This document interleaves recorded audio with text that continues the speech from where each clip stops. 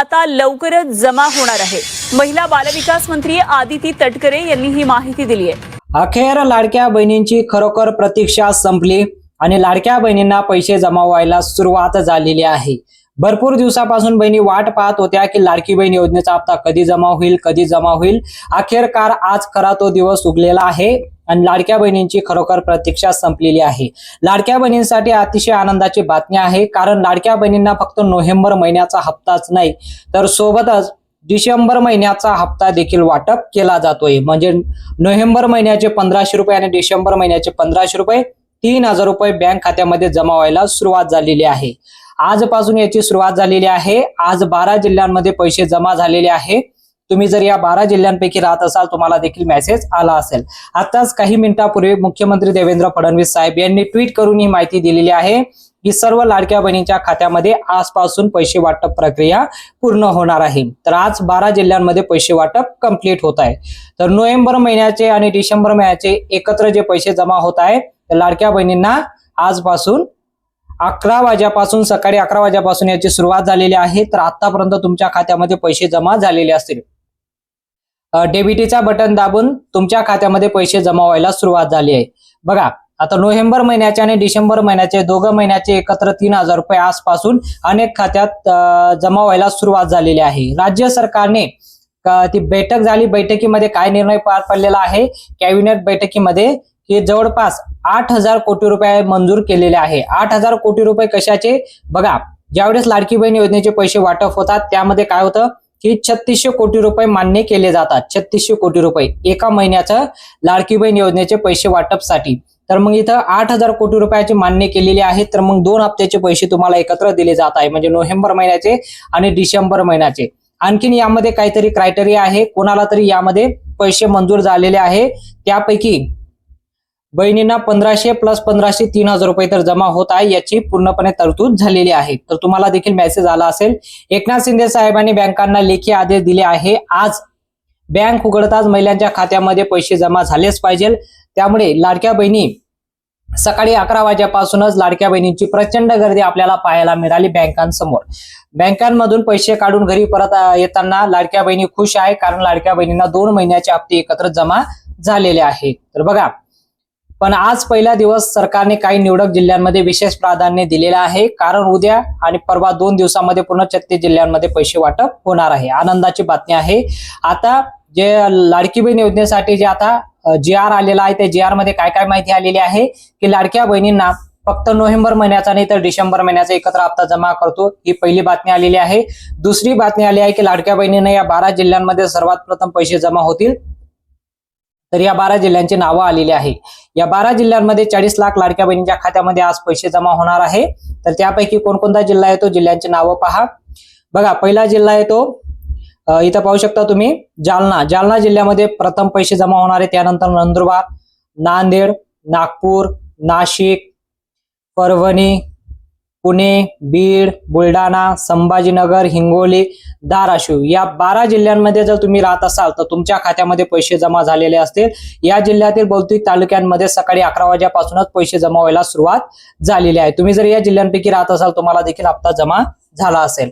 आता यामध्ये सर्वात मोठा प्रश्न येतो की लाडक्या बहिणींना तुम्ही या जिल्ह्यांपैकी जरी राहत असाल पण बँकांची लिस्ट आलेली आहे, तुम्ही या 12 बँकांपैकी तुमचं खातं असणे गरजेचं आहे, तरच तुम्हाला हप्ता जमा होईल। आणि यापैकी काही छोट्या खासगी बँक आहेत त्या बँकांमध्ये जर तुमचं खातं असेल तर तुम्हाला हप्ता जमा होणार नाही। यामध्ये कोणकोणत्या बँकांमध्ये खातं असणे गरजेचं आहे? स्टेट बँक ऑफ इंडिया मध्ये असणे गरजेचं आहे। महाराष्ट्र बँक मध्ये खातं असेल तरी पैसे जमा होतील। बँक ऑफ बडोदा मध्ये जरी खातं असेल तरी पैसे जमा होतील।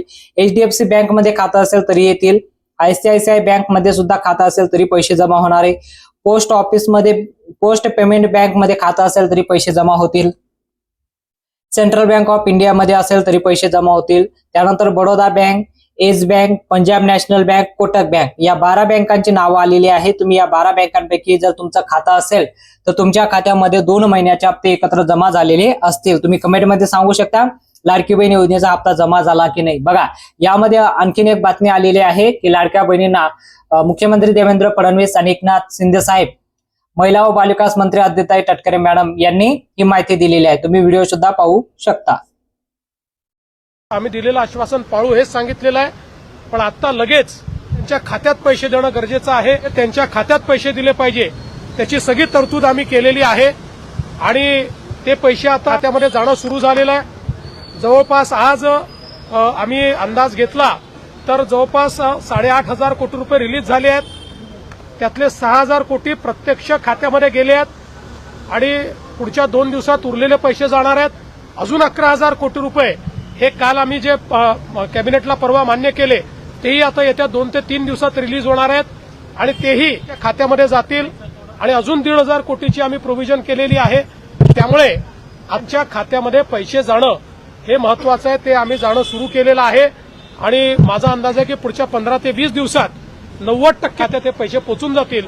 10% कदाचित अनेक वेळा आम्हाला अनुभव आहे, खात्याच्या अडचणी असतात त्या जाऊन सोडवाव्या लागतात, मल्टिपल खाती असतात, अशा प्रकारच्या गोष्टी असतात.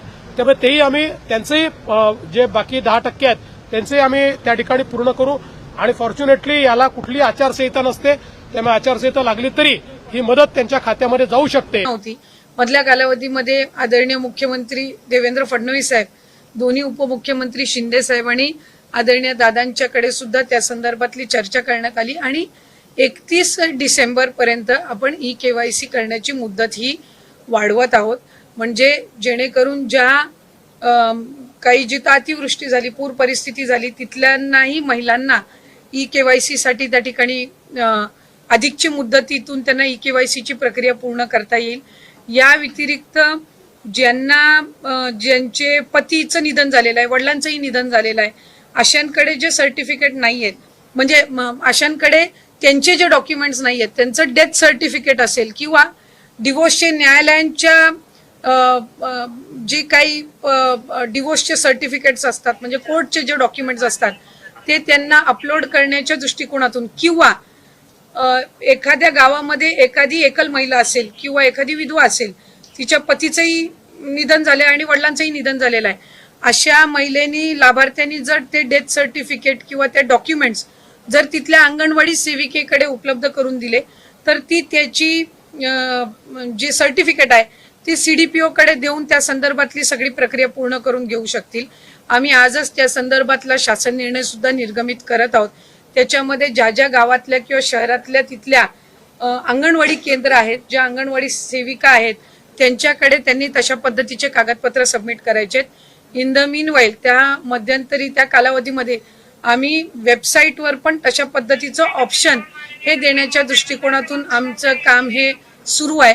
रोज साधारणपणे 4 ते 5 लाख महिलांचं ई-केवायसीची प्रक्रिया ही त्या ठिकाणी होत आहे. मधल्या कालावधीमध्ये थोडं 1-2 लाखावरती संख्या आलेली होती, पण नंतर पुन्हा एकदा त्या वेबसाईट आणि संबंधित विषयांवर काम करून आता ती पूर्वपदावर आलेली आहे. तर या संदर्भामध्ये राज्याचे मुख्यमंत्री फडणवीस साहेब आणि दोन्ही उपमुख्यमंत्री शिंदे साहेब आणि दादा यांच्या सूचनेनुसार आपण ती 31